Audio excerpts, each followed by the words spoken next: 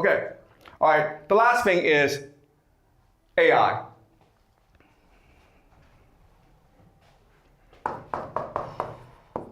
Okay, all right, so as you can see, the United States is the world's leader in AI simply because it has the most data centers. In fact, America plans to build more and more data centers. China is trying to compete, but its data center development is constrained by the fact that it has limited access to semiconductors, to chips. And so China wants more chips from the United States. And the United States can say yes. But you're like, no, wait, no. Doesn't that mean that China could one day overtake the United States? Could China just reverse engineer and steal the IP from these semiconductors?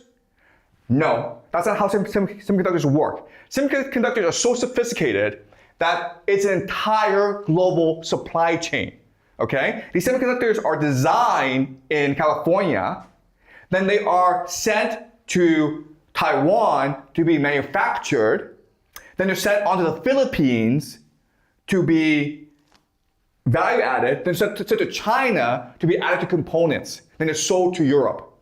And all the while, you have to extract resources from Africa, from South America, in order to feed these semiconductors. Do you understand? So in other words, there's absolutely no way that one nation, only one nation, can control the entire supply chain. So as long as America can control the trade network, America will always have the advantage in semiconductors. Okay? There's absolutely no way China can reverse the production of the semiconductors because it's too sophisticated, it's too expensive. Only one country can specialize in only one field. Okay? Doesn't make sense. Okay, so that's why this guy is important. Okay, Jiang of Nvidia.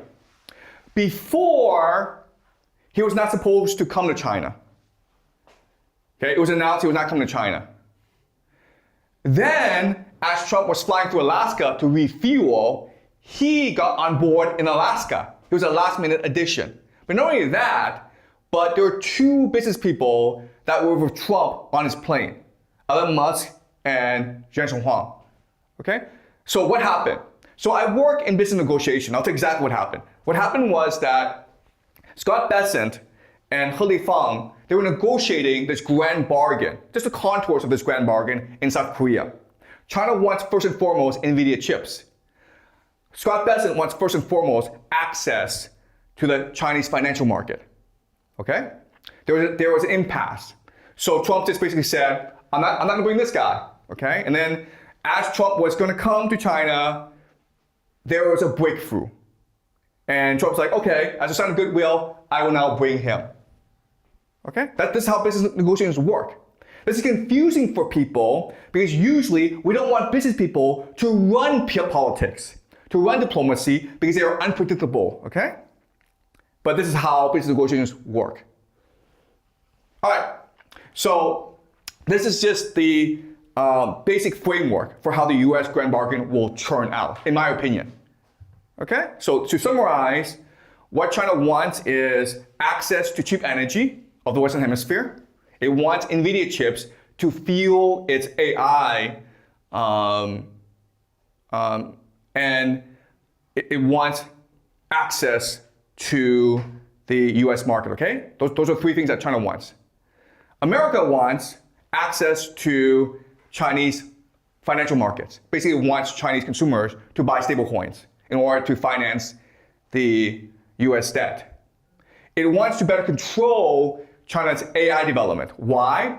Because with AI, China and America are not competitors, they're partners. Because as I told you last class, the entire point of AI is to create a surveillance state.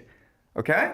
Now, America has technology, but China has a lot of people, and there's no privacy here. So in other words, what America can do is use China as a lab in order to test out surveillance technology that it could not test out in America.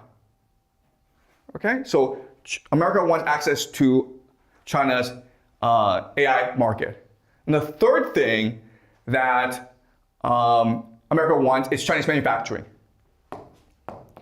Why? Because Chinese manufacturing is the best in the world.